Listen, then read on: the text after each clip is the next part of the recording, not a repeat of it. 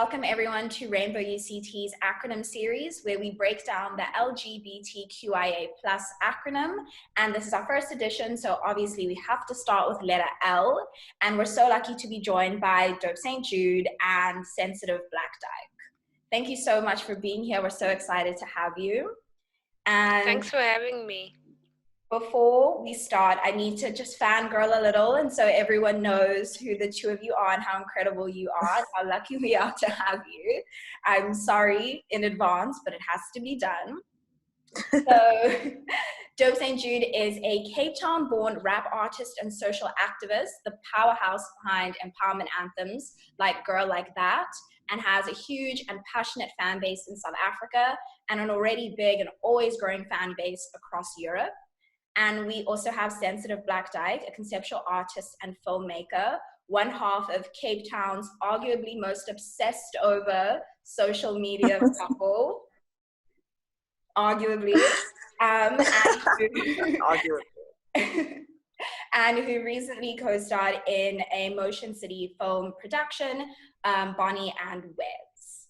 So, fangirling over, thank you so much for being here once again. Thank you for having me. And obviously, I'd love to be in a room with the two of you having, a real-time conversation, but we all understand why that can't be.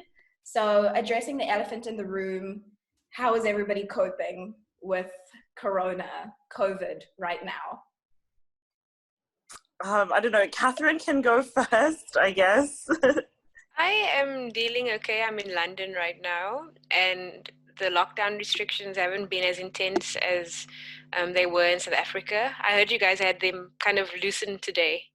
They're not as... but like same, but like different. Yeah. So we've been able to go for walks once a day, and alcohol's still on sale. So I've been taking the time to drink every day. I'm joking, but I'm having an okay lockdown. I'm thinking a lot about the people who are out there working and who are suffering from the virus.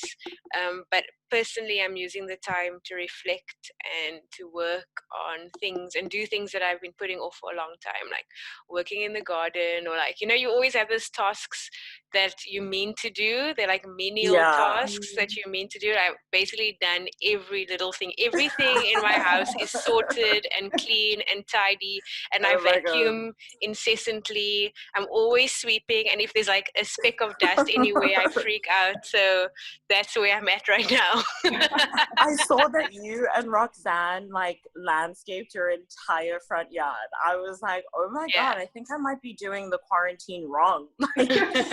Have been super productive. That's our back garden. We landscaped our back garden, and now we like work out there, and we sunbathe there, and we have like lawn chairs, and then our neighbors keep peeking over, like, because we're always doing weird things in the backyard, like push-ups or like making out. So so I imagine we must be very entertaining for them. That is so great. Yeah, it looks like you guys are having a really, really beautiful time here in South Africa. Wow, I actually can't believe how long we've been going through this and how we're all still standing. But as you know, we've had an alcohol ban. I don't know, since when did the lockdown officially start? It officially started April 16th. No. Was it in March? It was in March. It started in March. It got announced. Yeah. So basically we haven't, I was fortunate enough to be able to afford like emergency wine right before, but as you can imagine, that is all gone. And so it's really interesting trying to find new ways to keep busy or like unwind without drinking. But it has been really good, just in the sense of like, I do feel very grounded by this experience. I think that I before this whole thing, I took a lot of things for granted. And I think that it just puts a lot in perspective. So just on my side, I've been doing a lot of reflecting.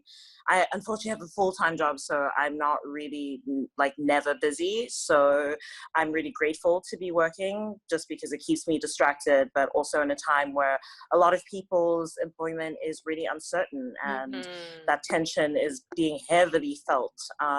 So I guess in South Africa, just like for what I can speak from my experience, it's just a whole lot of worrying about everyone and what this looks like on the other side for the country. So I won't lie, anxiety's been at an all-time high, but we move. Yes, I do. I must agree with you on that, Bonnie. Like, I feel very blessed to be in a position where it isn't too much of a financial strain on me. And I think about the people who are living kind of paycheck to paycheck and who can't like stock up on things, who don't have access to anything, or who have to lock down in a small space with lots of people. I can't imagine what it must be like. So it's definitely been like a time of gratitude for me, because I've been super grateful to be in the position I'm in. By the way, Bonnie, what is your full-time job? Oh, I am a writer for a Cape Town-based company. So, I mean, it's really, really nice because I've been working at home and I'm able to continue working at home.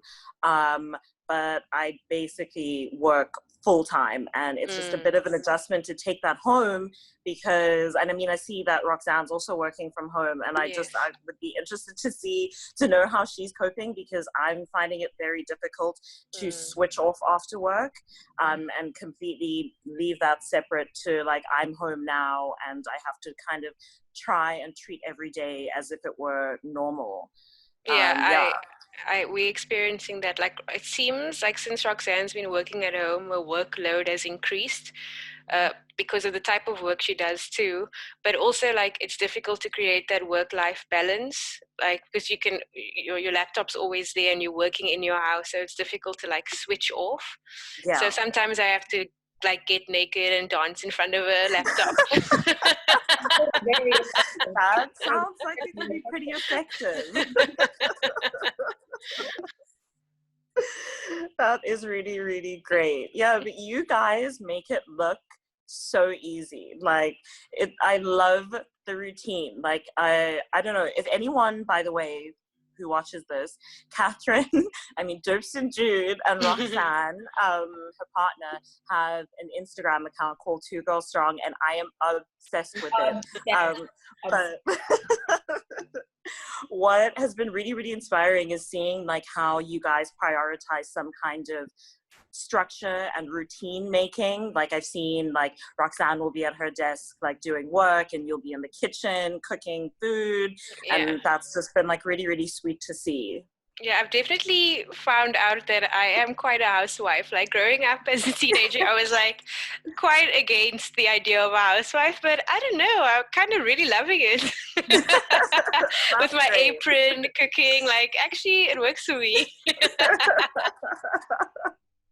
That's cool.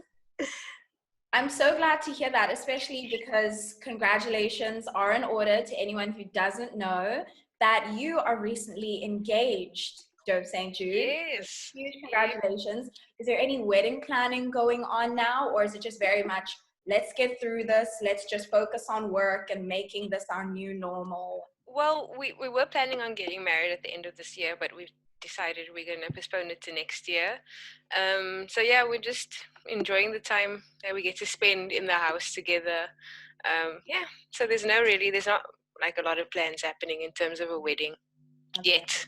We'll wait until next year. I'm so excited for that wedding. Oh my God. Is everything about it. The guest list is probably going to be out of this world. It's going to be incredible. It's going to be, I hope so. I don't know. I don't want like a heteronormative wedding, because I think obviously the institution of marriage in a way is inherently heteronormative, right? Because it's like the idea of like, I guess that's why they call it civil unions, because like I don't know, I guess marriage just is heteronormative and boring to me, so I have to spice it up in some way. I'm sure you can agree. Like, what could we do? We can come in on a horse or something, or I don't know. Yeah, I mean, I doubt that you and Roxanne will have you guys will have anything but a normal heteronormative marriage. But just that's a really, really interesting topic though, because I wanted to chat to you a bit about it, because I read something really interesting that I hadn't thought about previously in terms of marriage. And it was this lesbian couple who got married, and they talked about how it's actually probably one of the biggest revolutionary queer acts to take the responsibility to dismantle the institution from within it, you know? That's interesting. Yeah, I just thought that, I don't know, I had never really considered that previously. Not that I had anything against marriage. I never really saw it too much as a heteronormative institution, because we're not heterosexual, so it's Yes. same rules don't apply. But yeah, I think it's really, really amazing that you guys are making this commitment to each other, and you're the most beautiful couple, so this is a lot of people's dream come true. Thank you. And Bonnie, but what you said was actually it makes me laugh a little bit about dismantling the institution from within. Yeah. Does it mean that gay people, we're so bad that just by us getting married we dismantle the institution of marriage?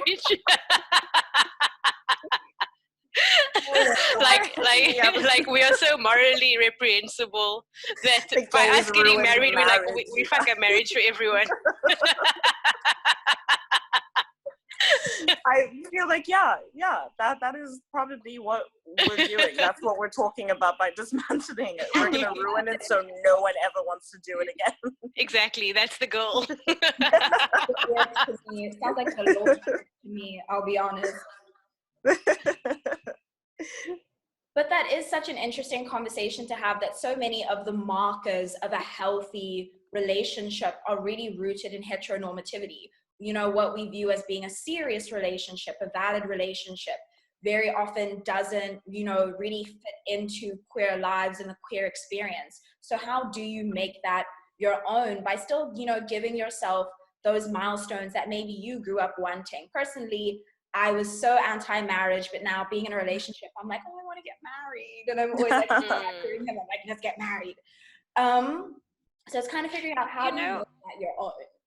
Well, I don't think marriage is a marker of a serious relationship. I think a lot of people get married for different reasons.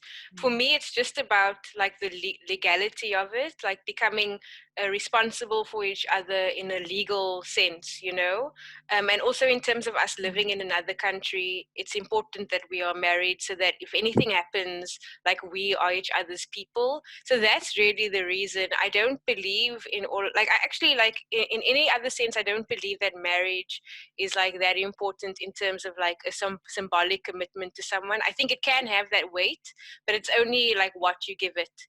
And then in terms of other other milestones, I think that what's fun about being queer is that you can reinvent and reimagine what it means to be in a serious relationship. Some people are in serious relationships, but they see other people, they have emotional relationships with other people. So I think it's we are in a cool position that there aren't really rules that are specified for us, so we can do what we want and we can explore and figure it out for ourselves, and I think that's exciting. Yeah, I literally can't add anything to that, because everyone will know that I'm dumber than Catherine, but what you said, I totally agree with that. I just think in terms of queerness, and just like Catherine said, it's just about making our own rules. I mean, in my own relationship, I think that obviously a part of me is susceptible to falling into the idea that there are specific milestones that indicate that your relationship is healthy and that it's healthily progressing. But I think that as I get older and realize a lot of things about myself and about my partner, a lot of those things really don't matter to me. Yeah, I agree. I don't think we should set marriage up as this big thing. It's I mean, for me, personally, it might be important for me, in terms of the legality, but I don't, there are people whose relationships I take very seriously who aren't married. So, yeah, whatever, No, that's fair. Catherine, I just wanted to actually touch on what you're saying. For you, marriage is important because of the legalities, because you do live in the UK. And so I just wanted to talk a little bit about the difference in experiences, being a queer woman of color in South Africa, and, how you navigated that versus being a queer woman of color in, and also adding, now the fact that you are an immigrant to your experience in the UK. If you could just speak a little bit toward that. Well, there are different levels to it. So I grew up in the Cape Flats, so in Elsie's Rivers, where I come from, and there my experience of being queer, it wasn't like necessarily easy. But at the age of 17, I moved out of the Cape Flats and moved to the UCT area when I started attending UCT, and then my experience of queerness changed a lot. So I must talk about the privilege that for the most part, my experience in Cape Town as a queer Black woman has been one of privilege because of the spaces I occupied. Like hanging out in places like UCT and hanging out at the waiting room and going to like queer events. I never felt like my queerness was ever like like it put me in any danger. Like now and then I'd feel like it could be a dangerous situation, but for the most part it was easy.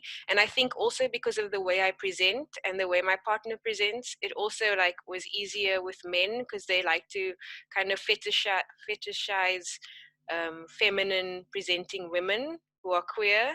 So I mean, that comes with its own stuff, but it's not nearly as bad as what it must be like for people who are dealing with serious homophobia. So my experience in Cape Town was definitely like one of privilege.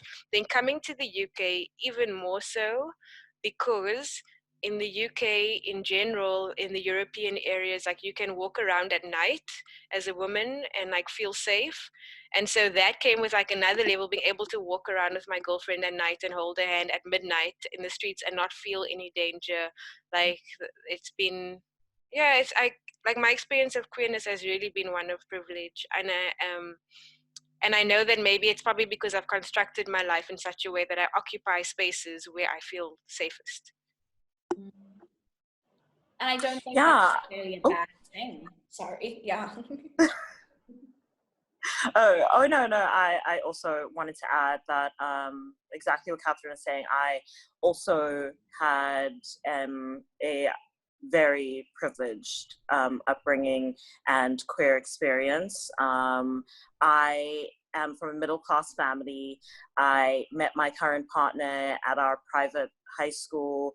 I went to UCT. It was all just like extremely easy for me.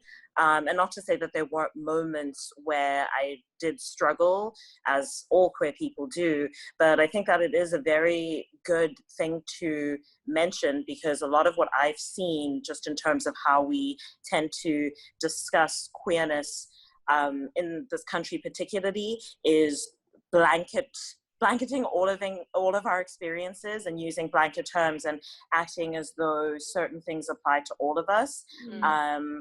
I think that it's really, really it's important to remember where we're coming from and the kind of privilege that we occupy, and that we are not exposed to a lot more dangerous situations that many queer people in South Africa are, just because of where we can live and because of the places that we are able to access, because of the education that we've been given an opportunity to access.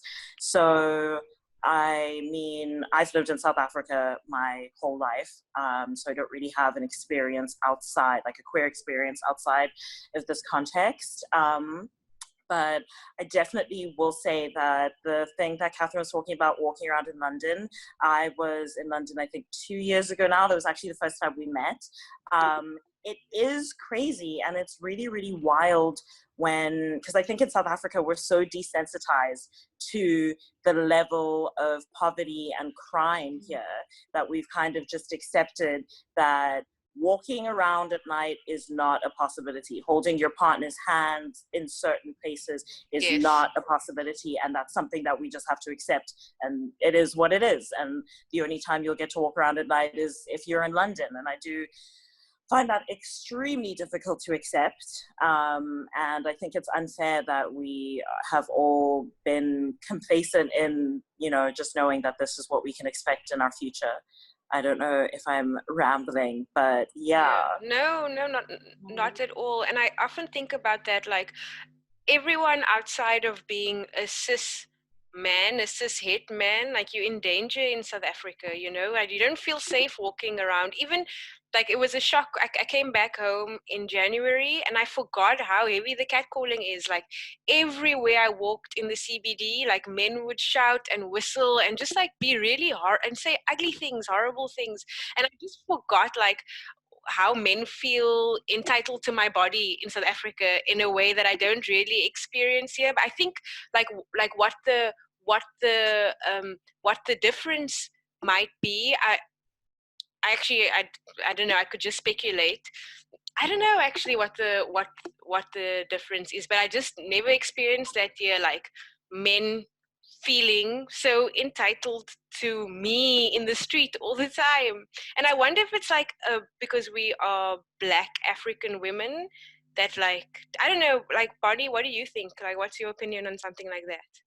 Oh, I definitely think the fact that we're Black women plays the biggest role in it. I mean, I've always said that I know that there is the biggest difference. Like, so for example, my partner is white, and that comes with like that is a whole trip. Honestly, the weirdest thing that I've experienced is going out in public with my partner and going out in public without my white partner. That's when just everything comes out, It's just that when my partner's around, and I guess that it's just like, it's been a kind of situation that has revolved over time, because my partner is trans, and so he was presenting or being read a certain way before and a certain way like now. But the one thing that was persistent in the reading of his gender was that his whiteness was recognized first, and as a result I was protected or spared any kind of like ill action or ill intentions of other people, because they could respect that there's a white person in my life who would probably extend some kind of value onto me, which is just really bizarre, because then when I go outside without my white partner, it's like open season. Men can say whatever they want and do whatever they want. They don't give a fuck. It's so interesting, and also I think a difficult thing to talk about, for me at least, because I never want to fall into that whole like narrative of, oh, I left South Africa because it's so shit there. Like that's not why I'm here. I'm here to make my money and to come back home again. But like it's hard when it comes to issues like this particularly, because it does make me like, oh, like just the thought of like staying in the CBD again, in the Cape Town CBD, like makes me like shudder a little bit. Like I don't look forward to it. It makes me want to drive around in a car or in an Uber all the time, so I don't have to walk in the streets, because it's like it's that intense, Yeah. Anyway, yeah. That's just the thought I have. Yeah, no. I feel you 100%. I mean, I remember that, so like I'm from Joburg, so when I lived in Joburg, you drive everywhere, like walking isn't much of a thing there. So I was obviously very, very sheltered from a lot of street harassment. Moved to Cape Town, I'm a student, I don't have a car, and like everyone walks in Cape Town, public transportation is good here, so I've obviously been on the street a lot more. And it's just like, it makes you not want to leave the house sometimes. I changed the whole way that I dressed. Like I moved to Cape Town and I just stopped feeling comfortable in certain things, because I'm like, I have to walk over there and then deal with all these men and worry about what's going to happen. And it's just madness. And it's really, really wild that I've kind of just accepted, okay, well, you don't dress like this anymore. Yeah, and it's so crazy that at a young age we have to police our bodies. Like I remember at the age of 11, like that's when it started. And also it was most intense when I was a schoolgirl, because I used to travel with the train from Elsie's River, from Bishop Lavis, through to Bonteheuwel, through to Langa, and then into Pinelands, which is where I went to school. And I would wear my school uniform, obviously, on the train. And that's when like older men who were like old enough to be my dad, like would hit on me all the time. Like it's just insane. Anyway, maybe we should talk about more More Dyke stuff. No, wait. I What? had a good segue to link this to the lesbian stuff. Okay, because let's I go. think that's something really important. I think a lot of people have this really strange idea that like lesbian women either look one certain way, one thing, or are completely safe from predatory men. Like men give a fuck whether we're straight or not. And I think that it is important to hear from lesbian women how, you know, we do experience sexual harassment just the same. Like, we're not these, you know, dykes and hoodies that men wouldn't even look at. You know, it's not about those they things. don't care. They don't care if you. Yeah. Also, honestly, like they don't care if you present as femme or not. Like, especially when you think about the issue of corrective rape, rape, like the women who endure such horrible things, like it's not about how they present, you know, it's about power at the end of the day. Absolutely. Exactly. But I think there are a lot of people who don't really understand sexual assault to be more about power. An alarming amount of people think that it has something to do with sex, which is bizarre, but I guess we can talk about something else now. We can talk about something else, but thank you for that conversation that was going on, because, you know, obviously if you speak to too many people, everybody has a street harassment story. You know, you kind of sit around with all your friends and everyone can share horror stories from maybe the age of 11 to, you know, right now at whatever age you are. And I definitely do think that when the gender-based violence protests were happening in Cape Town and around South Africa last year in the aftermath of Uyinene's death, that I definitely felt like the queer aspect of gender-based violence was, you know, quite blatantly absent from the larger conversations, that we weren't really, at least maybe I wasn't interacting with enough of the content or enough people outside of my immediate environment. But I heard virtually no conversation around corrective rape, and I heard no conversation around how, you know, particularly susceptible our community is to gender-based violence, you know, the nuances from, you know, external factors, things from street harassment, things like corrective rape, to also gender-based violence that can happen within same-sex and queer relationships, that was just a conversation that we weren't having at the scale that we were having other conversations. Yeah, I think also people were probably like, because I know that there are a lot of people who were at the forefront of that movement at that time were queer people, queer women who were kind of like speaking out. But I think maybe people were in shock, and like just the idea of, like, I think people were wrapped up in the gender-based violence, and like not like that was overwhelming the headspace, as opposed to like breaking it down into the different layers of violence and how it affects different groups. Anyways, good days. Dairy days, guys. Yeah, it was a really heavy time. And I agree with Catherine. I think that there's so much grief around what happened and things like this, because it's not the first time something this terrible has happened to our country. But I think that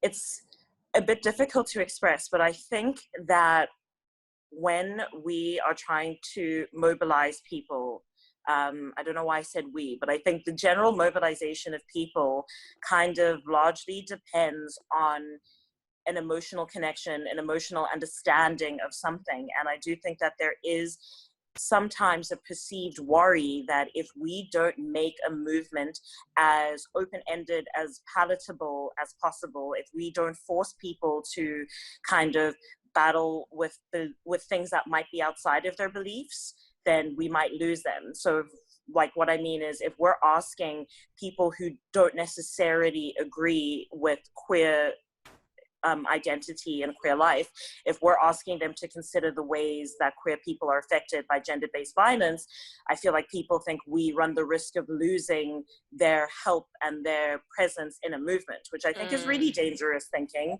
I don't think it's necessarily true. And I mean, I'm saying this based off of conversations that I've had and a lot of tweets that I've seen, but I think that there is a general kind of understanding, really, really wrong understanding, that only a certain group of people is affected by gender-based violence. Like, unfortunately, everything that I saw after that was like, there was a lot of erasure of people who didn't necessarily fit into the gender binary. A lot of the language just completely ignored the trans and non-binary people who also experienced violence. And it just, I can't really account to that. I don't know what went wrong or why a lot of people didn't think it was a conversation worth having. But yeah, I think like in my opinion, what it boils down to might be a lack of empathy and like people not being able to put themselves in other people's shoes. Like I think people struggle to empathize beyond like what they can understand, and they don't often understand like the experience of queer people, the experience of trans people, non-binary people. So it's like more comfortable for them just to pretend that it's not there, you know? Yeah. I think that's like I don't know if it's a human trait. Like I often wonder like why as queer people, because most of my queer friends are pretty like switched on and educate themselves a lot, and I often think maybe it's because like in growing up queer, like it's difficult, you know, like you said, Bonnie, earlier, it can be like difficult when you're a teenager or even when you're older, and so that creates almost empathy. Like you have empathy because you know what it's like to suffer in a way. So I often think like that's kind of like something to be thankful for when you're queer, is that you have this. Not obviously not all queer people are empathetic. I've definitely met some assholes, but I think it's like just this wonderful kind of thing that connects most of us, is that we're able to like see something that's difficult, a difficult situation, and empathize and be like, yeah, I know what it's like to have the world against you, or to things like that. Yeah, no, I agree. And that's actually really beautiful. Like, now I'm really even more grateful to be queer, because I do think so. I think that we know what it's like to suffer. We know what it's like to be alone. And if we could try and stop anyone else from feeling that, we do try. So that is something to. So Amu and Bonnie, I don't mean to lead this podcast because I'm not supposed to be leading it, but I do have a question for both of you. What's your favorite queer content during the lockdown? Ooh. Oh, I actually started watching a show right before this Zoom call called Feel Good on Netflix. I've heard of this. Yeah. So I was reading an article about it, and it sounded really interesting. So it's about this lesbian who meets this girl who isn't necessarily a lesbian, but then they get together and then they U-Haul immediately, and then things are crazy, but then the one girl is an addict and she doesn't tell this other girl. And I thought it was really cool because it was honestly the first time I've ever seen a storyline that involved queerness and addiction. So that was like really, really cool. Someone else can go so long while I try and think of anything else I've been watching. Because now I feel like this pressure, like, oh, like make it something cool and meaningful. No, anything. Let me, right off the bat, just come clean. I have been watching way too much Drag Race just because I get. Oh, and me too. I'm obsessed. Every Saturday, I'm right there. I'm really rooting for Gigi Good, but she's slipping a little. Hiding Closet is my unexpected fave right now, so watching a lot of Drag Race. But I have been listening to a lot of podcasts, actually. My friend Addie put me on this podcast, Food for Thought. And it is by 4 queer men, or, you know, we have a Native American poet and a Black teacher, and, you know, all of them from different walks of life, and just playing outrageous games, or like all about sex basically. And it was actually the first time that I heard that people are having sex parties over Zoom. And I was like, where did I find this? Wow. You guys know this? Zoom actually issued a statement saying that they're going to ramp up their security because they know that people are having sex parties on Zoom. Sorry, Zoom, this is not a sex party. Leave people alone. Catherine, what are you watching? Honestly, I can make anything queer in my head. Sometimes I'll watch Friends, and then I'll be like, like Phoebe's kind of hot. I'm joking, but I've been watching this show called 20s, which is like Lena Waithe's new show, is that? and my song is on it. That's why I watched it, because they use my music in the show. So that's why I started watching. It's pretty good. Incredible. And then what else have I been watching that's like queer content? Oh, I watch so much queer content. It's like too much. I can't think like what else. I've been watching a lot of Law and Order, and I'm really into Detective Olivia Benson, who is have you watched Special Victims Unit before? We love Special Victims. Yes, and she's always like, like she should just be queer, like she should just be a dyke. Come on, right? Come on. It makes zero sense. Yeah, like I just don't buy her. I just don't buy her as like a heterosexual woman. Like she's always like saving women from difficult situations, and she's like daddy, you know what I mean? Like, and she can't stay in a relationship with a man. There we go. She's raising Noah all on her own. Go. It's just like, do it, Olivia, just do it. Yeah.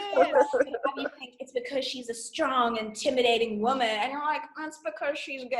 She's a lesbian. Yes. Oh my word. I just wish like they would make my dreams come true, and I think everyone else's dreams come true if she could just be in a relationship with a woman. She's so hot. It's what we all want.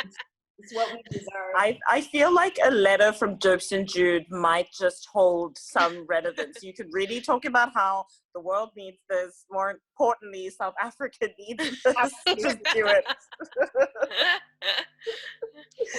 So incredible. I love that you love Special Victims Unit, because everyone thinks it's the worst one, but it's my favorite. No, it's the best one. Yeah.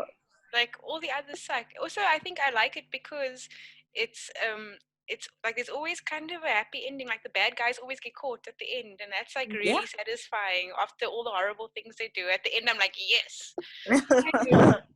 Well, on the topic of queer content creation, obviously I'm sitting here with two incredible artists and creatives themselves.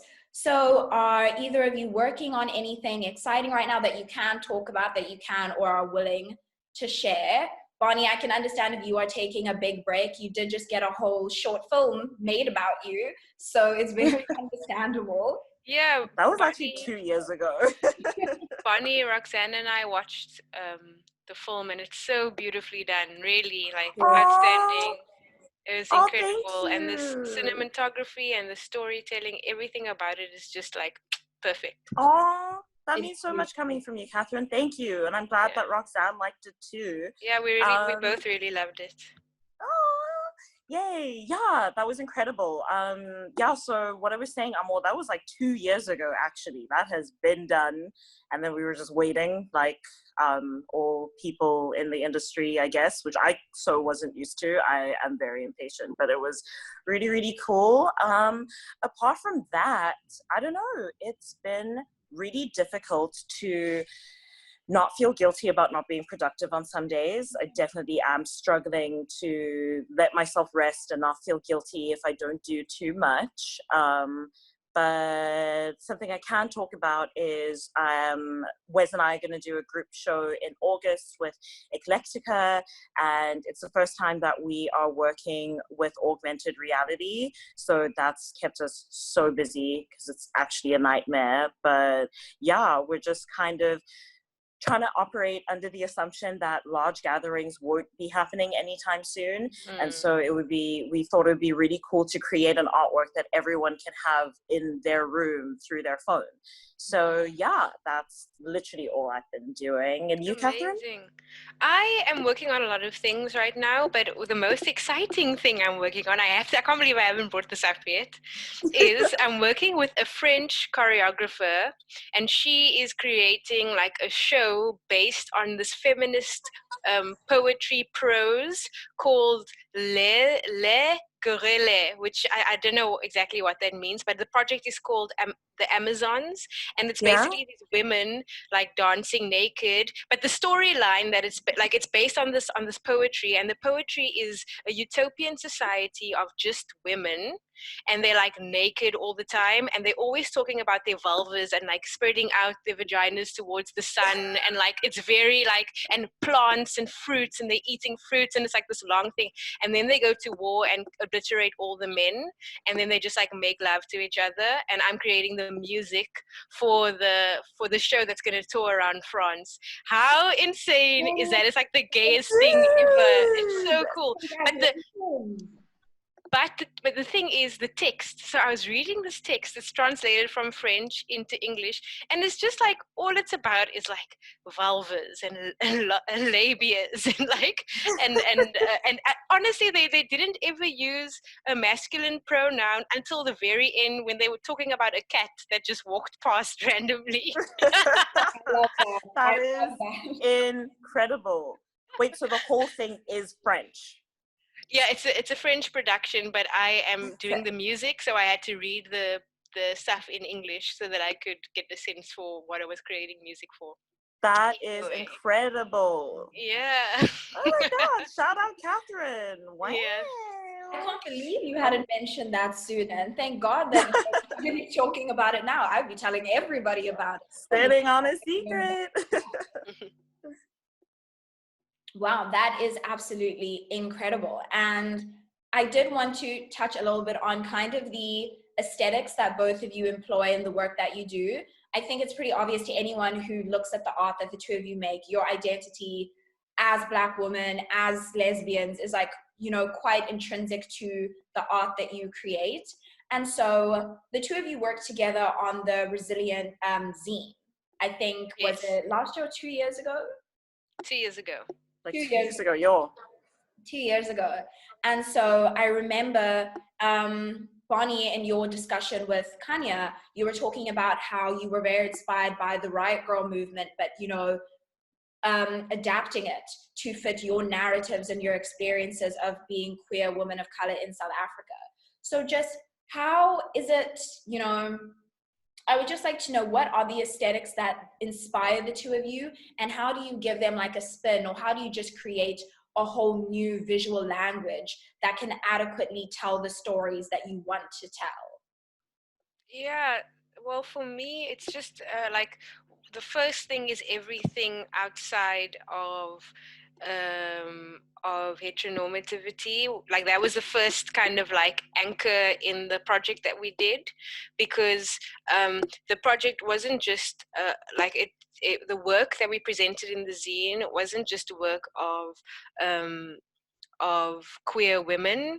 We had like lots of different people involved in the project who identify as non-binary or as trans and so on. So that was like the first step, and then I got Bonnie involved, honestly, because I saw the work that she had done on her zines that she released in Cape Town, and I thought it was really powerful, and I liked the idea of distributing radical information in a literature form, but in a fun kind of like, in a fun way, where there are comics and more kind of accessible literature involved. And so that's why I got involved with Bonnie, because I knew that she was like doing it. And it was also inspired by the Riot Girl movement, but because the Riot Girl movement was this punk movement, and they were very much about disseminating information and radical information through pamphlets and books. I wanted to kind of bring that element into shout out them, but in the same in the same breath, like bring it into an African context, because obviously we're not in the 1980s and we're not all white feminists, you know, like it's a different story now, and the story has evolved so much since then that it's not like just about being a feminist or about being cis, or like there's so many other struggles now and that have come up. And I think also maybe it was a real exploration of what it really means to be intersectional. Like that's like what I would hope that the project, that the zine, like that it achieved, being intersectional in some way. Yeah, I mean, wow, that zine was such a trip for me, because it's actually wild how much it's informed my current aesthetic and how I approach work. So when Catherine approached me with the idea, so the first time we spoke about it was in London. I was in London, I just got there, I was all alone, and I was a little miserable. I have no idea why. And then Catherine texted, and I came and I met her in studio, and the best. And we chatted a lot. And one thing that I was really grateful for was that I had always been aware of the Riot Girl movement before we had spoken, but working with Catherine made me look deeper into it. And the fact that she was wanting to adapt a movement of the past for a time and make it relevant for now and what we're going through and the different politics that exist today, that was really, really genius to me. Like, I had never really thought it possible to deconstruct very, very established and big movements before then. And so I think that it's been really, really interesting to look at different aspects of history and, I guess, activism that have largely excluded us, and try and either rework our way into that kind of narrative or totally turn it on its head. So I would definitely say that the resilience scene was my first kind of exploration on complete deconstruction, and I guess kind of decolonization in my own work, although that is arguable, which I'll get into another time. But it was really, really interesting to actually reflect on all of the spaces where we're not represented, and realizing that, like, I can actually put myself in that picture. And so that was a cool realization to have. So thank you, Catherine. It's also cool because I sold those at my shows. I think we printed about 1,000 copies and we sold it, and we used the money, or I used the money to, I donated it to 2 schools, Marion High School, and we helped them with their arts and culture program and paid for the fees of some of the students. And then the primary school, we paid for 10 students' school fees and fixed up the school, some of the school signage and stuff to help the school, kind of the aesthetic of the school. So the zine also like had bigger implications besides like educating people. By the way, Bonnie, you know, it's like distributed all over Europe. I sold them in Portugal, in France, in Germany, like everywhere. I was seeing on your story, and when you were touring in a new place, I'd be like, what the fuck, this is insane. People were super excited to buy it after the show, and then I would sign it, and then I'd take a photo with people. But all of that, like, obviously I love meeting people after my shows, but really I was just trying to sell as many as I could. No, that's so cool. It was a really, really great idea, and it was also amazing that, you know, you did want it to have an actual real life impact. I think that's something that we don't see a lot of in South Africa, which is really, really sad. Creative community, I know we have very limited resources, and there's only so much we can do, but we must be honest, like, about where we can help. So thank you for being one of those people who actually wanted to affect physical change and still express yourself through your art. It makes a lot of us realize that it is possible. You don't have to pick a side. Yeah, definitely. I always think, like, with the work that I do, like, how can I be of as much a resource to my community as possible, and in which way I can be a resource. And sometimes it doesn't mean, or like, it doesn't always have to be in terms of like a monetary, you don't have to be a monetary resource to your community. There are lots of ways that you can be a resource to your community, like you guys creating really cool spaces. I think, like, wasn't I at one of your parties not recently, but I was at one of your parties, like when I I was was in actually thinking about that when you surprised everyone with the freestyle. Yes, I'll never forget yeah, that but you night. see, that's how you become a resource to your community, by just like creating a space, a safe space, and a space for people just to vibe out. There's so many ways that we can be resourceful to our communities. Yeah. No, that is really incredible idea to keep in mind, because the difficulty that I have found, being lucky enough to run Rainbow, is that, we open up these spaces to have incredible conversations about our experiences, and, we get to mobilize on UCT's campus. And as good as that is, and, we are changing ideas and, standing in solidarity with, all the queer people on our campus, there is kind of this feeling that maybe we're not doing quite enough, that for all the, socioeconomic diversity of UCT, and I say that with a bit of like a wink and a nudge, because yeah, let's be very honest. It's, these conversations are still happening in a very privileged space. And, the people who need to be hearing these experiences and hearing these stories and having these conversations, we feel are very much outside of our reach, our immediate community. So how do we, as people who do have this immense privilege and these resources, how do we become a resource outside of our very privileged and oftentimes insular communities? Or is it even our place to, just run into these communities and be like, think like this and do that? Yes. Well, I think like the first step is acknowledging our privilege. Like that's really important to do. And then like carry that in all of our actions. Like really, I think it's important in the way that we interact with communities that maybe we're not a part of, or in my case, I'm not a part of anymore. Because I did come from a poor community. That's where I was raised, but I'm not a part of that community anymore. In terms of like, I don't have those, like my experience of the world is a lot more privileged now. But I think it's important to carry that in your interaction, and that will inform the way you engage, and you engage in a way that is respectful and that isn't like, a savior kind of, like that type of interaction. Bonnie, what do you think? Yeah, I agree. Especially what you said about, making sure that you don't overstep and become a savior, because that can be extremely problematic, something I wish a lot more people understood.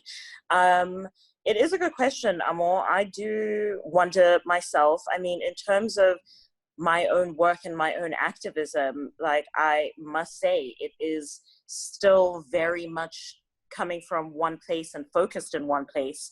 And that's because I'm operating from a place that I know and have always known.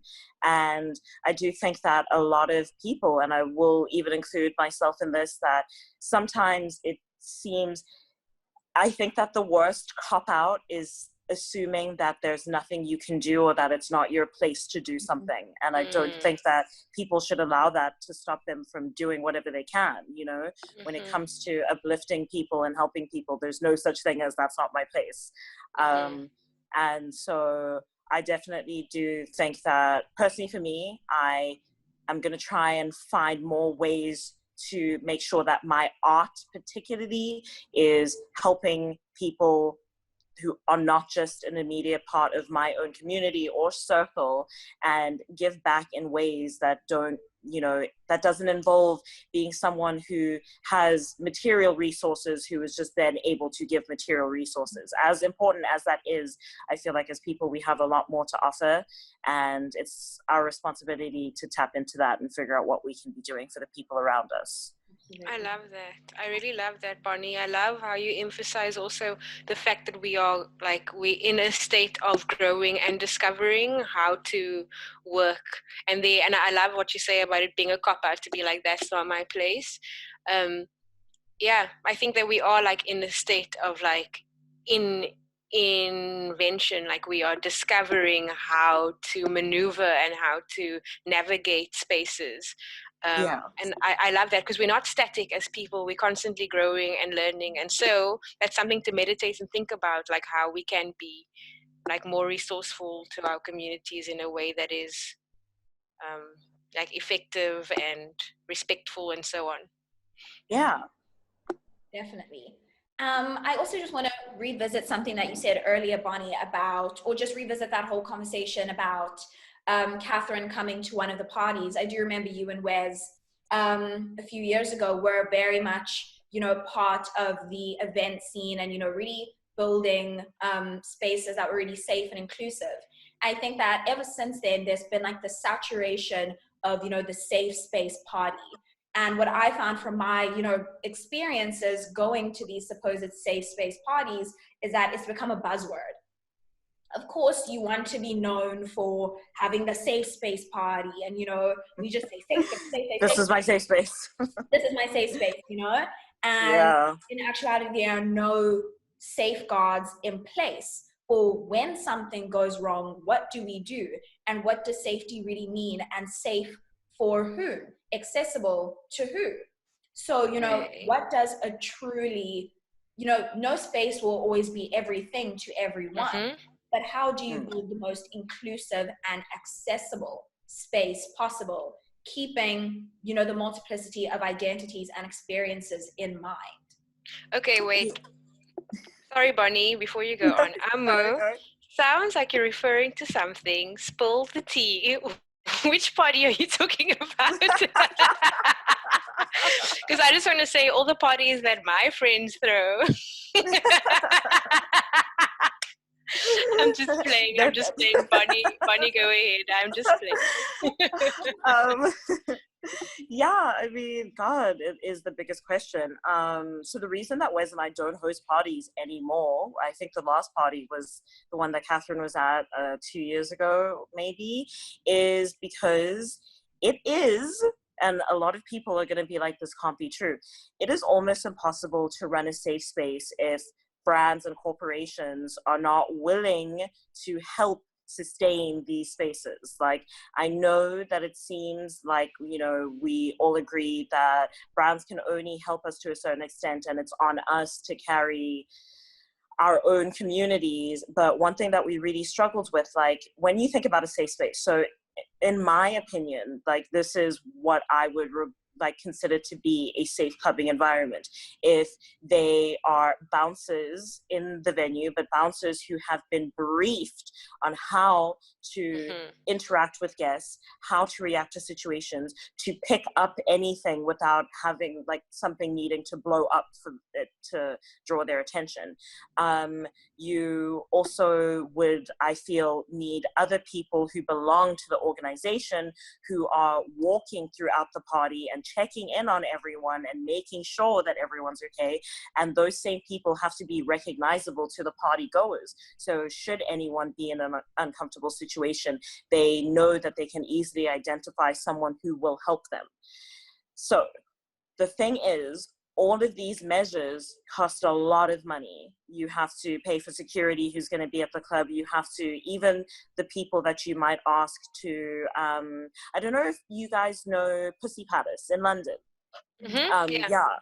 So they have a great system called badge bitches. And it's basically these people who walk around with the badges with the party logo, and they're basically identified as people who you can approach if you need help.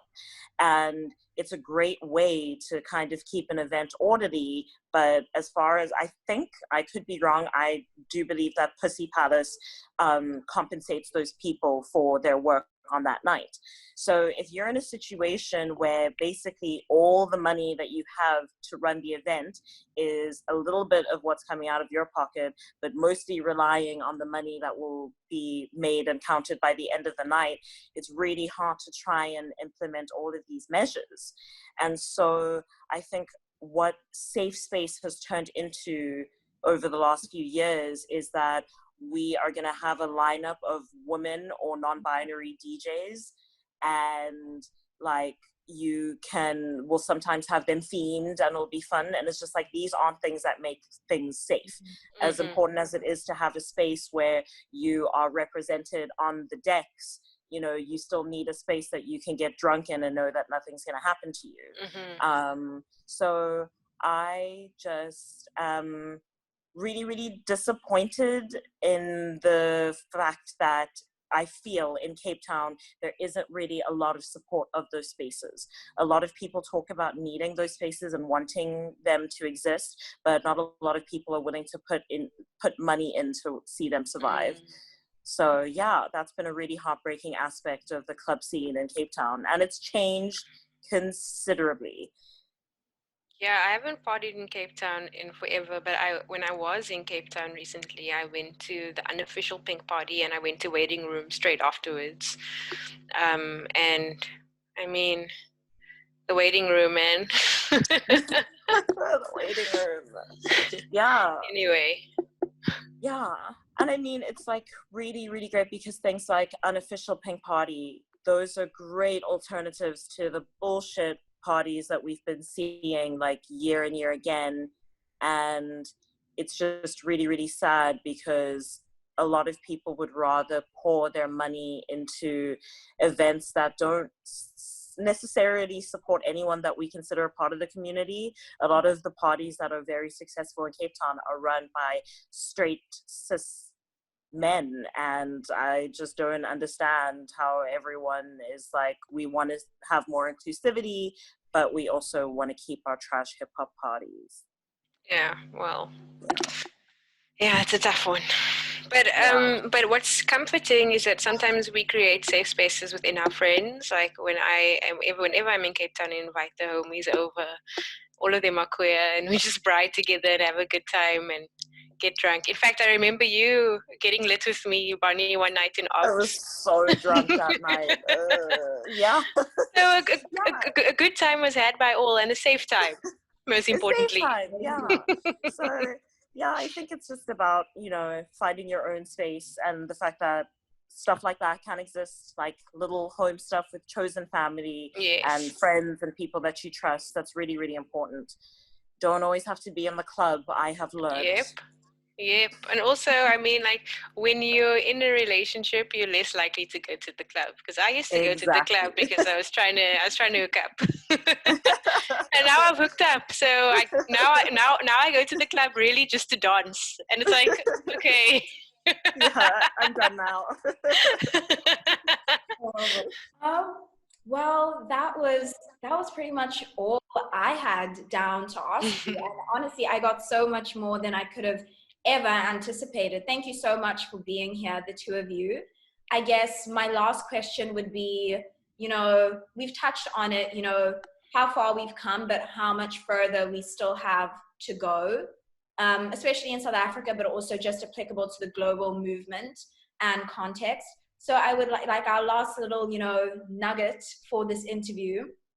If you, could personally direct or oversee like the lesbian or, wider LGBTQIA+ community move in a particular direction, what would it be? What would you like to see more of? Wow, that's quite a hectic question, Barney. I'm going to let you go first. I'm going to let you go first. Thank you, Catherine. I would say, if anything, I would really, really like the queer community to be as trans inclusive as we say we are. It's still a huge, huge issue. I have been privy to so much transphobia from within our community, and it makes zero sense. It makes zero sense to me, but at the same time, I see why these people think that their ill feelings or hatred towards trans and non-binary people doesn't affect all of us as a community. So yeah, I would just love to see greater trans inclusivity, better compassion, less gatekeeping, let people use the words and pronouns that make them feel good about themselves. It's none of our business, really. Absolutely. Yeah. Yes. I love that, Barney. I'm going to piggyback off that. If I was president of all the gays,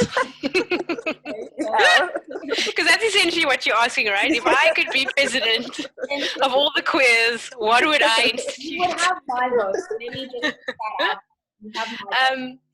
I would want the same thing that Bonnie wants, like more inclusivity, and then also like I guess more of an understanding of the differences of like the different queer experiences in different socioeconomic groups. Like for me, it's like a similar type of it's similar to what Bonnie's saying about being more inclusive and understanding of other people within our community. So so I would love to see more of that. Okay, perfect. Thank you so much. Thank you. Yeah, this was a great, first addition to our acronym series. Thank you so much for being so incredible and letting us kick off like this. And this will be up on Sunday. And honestly, all I can say is thank you, thank you, thank you. And to the two of you and to everyone watching, please stay safe, stay sane, do what you can to look after yourself and everyone around you. Our country needs us to be responsible more than ever. And hopefully, if we all put our heads down and hold compassion for each other, we'll be at level 1 lockdown very soon. And we can have wine. I cannot wait to have a glass of wine again. I will drink a bottle of wine tonight in Shut your up, honor. Catherine. Okay, go enjoy London, Catherine. Bye. Bye. Thank you so much. Thank you.